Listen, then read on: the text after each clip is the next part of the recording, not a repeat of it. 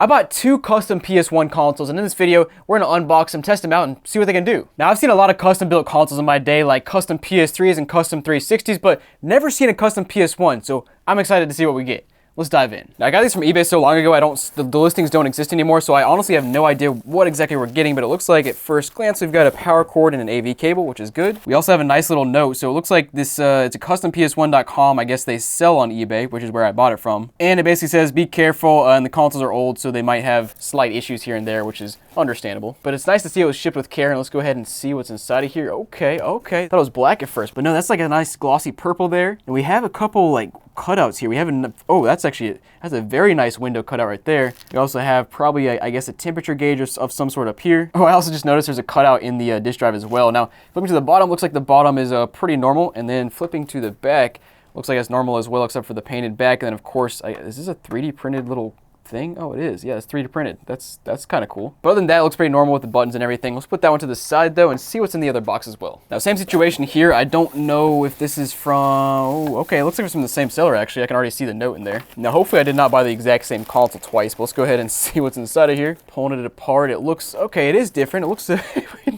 wait, this is it's very similar, but actually this one has a screen inside. Okay, I see you. So it's actually a different, let me just start with a comparison here actually. Okay, so the first one we saw was a darker, I'd say glossier purple, and this one's closer to like a matte purple, and it's definitely a lighter purple as well. And it's got more of a rough texture to it, which makes sense since it's a matte console. Then of course we have another window cutout here where you can see the power supply. Also have a window cutout here with some kind of screen inside of it. Then we also have the cutout in the disk drive as well, and then the buttons are actually painted on this one, whereas they were not on the other one. Flipping to the bottom looks pretty normal except for the fact that these things are like very dark, but I don't know, it doesn't really matter. And this one also has a 3D printed cover for this this port right here. But guys, let's go ahead and start with the first one here, plug it in and see what happens. All right, console plugged in, let's go ahead and see if it turns on. We got power, and oh, the power light, is it you? Wait, hold on, the power light is cycling. Oh, okay, so it's cycling from green to blue, and actually the entire console is cycling that color as well. We also obviously have a temperature gauge over here that's in Fahrenheit. I'm not sure what it's for inside the console, probably I guess the processor, but let's go ahead and pop a disc inside, see how this thing opens, and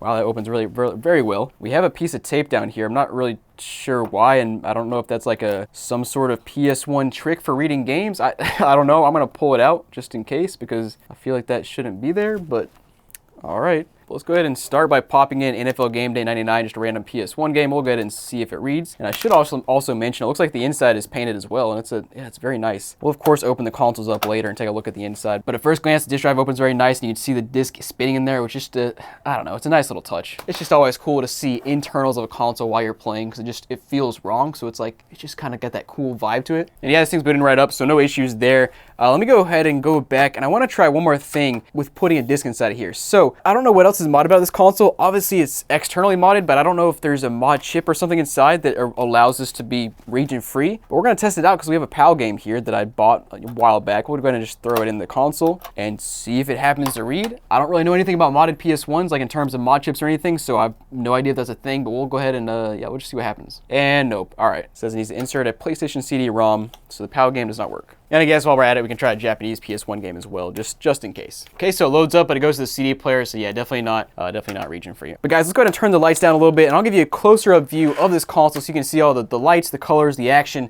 We'll see what happens. All right, so first of all, you can see the disc spinning up close there, and it's just, again, a very cool little factor there. And then also our light here, which is, again, cycling through the color, so it's green right now, and looks like it's turning white or yellow. Oh, no, it's red now. And then you can see here in our power supply, we have some glowing lights in there as well. And actually going around to the other side, you can see, I guess it's just like one glowing light in there. We'll open this thing up to get a better idea of what's going on there, but I will say this cutout is very nice.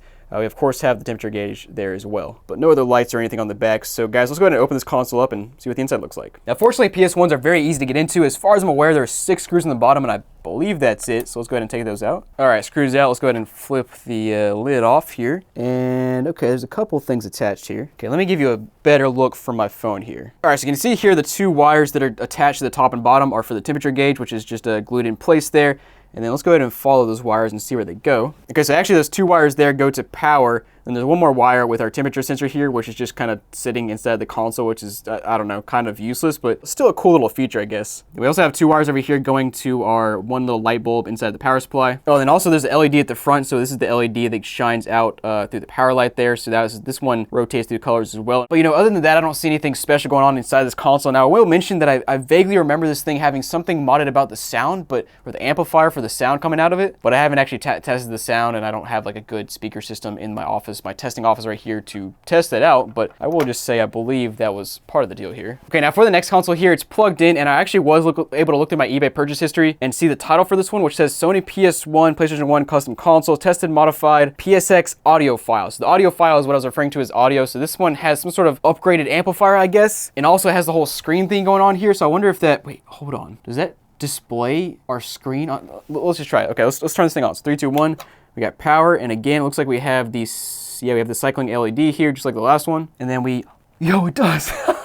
No way. Dude, that's awesome. It literally displays the screen on the screen inside of the console. That's so cool. Now, we'll say our cutout here has no lights. I'm not sure why. I don't know if that was intentional or not, but yeah, no lights there. Let's go ahead and see if the disk drive pops open, and it does. And no tape here. Now, I will mention the same as the last one. I didn't show you guys, but there is basically there's a little plexiglass there that's glued in place for our little hole. And I will say these cutouts are very nice right here, and the rectangular one as well. Most of the custom consoles I buy have super jank cutouts that are like jagged and just like not smooth at all. These though, these are very smooth. So props to the modder on this one. Let's go ahead and pop a game inside and see if it reads up. And there it goes, dude. That's that screen is so sick. Now I will say I'm glad it has that extra feature there, because I looked and I was able to see the price, and I paid $250 for this PS1, which is just wild to think about for a PS1, because PS1s on their own sell for like 50 bucks at this point. But I do think the screen addition there is a nice touch. Now it would have been I think it would have been even cooler if the screen actually matched the cutout size rather than kind of just, you know, being angled in there randomly. But overall, very cool touch. As you can see, again, it is displaying exactly what's on the screen right now. Now, again, I can't test the audio file thing because I just have computer speakers here. I don't really know what the audio file for PS1 means, to be honest. Let me know down below if you got any details about that. By the way, guys, I looked into the whole audio file PS1 thing a little bit more, and it looks like it's actually just a model of the PS1 that was good because people liked it for playing music CDs, something along those lines,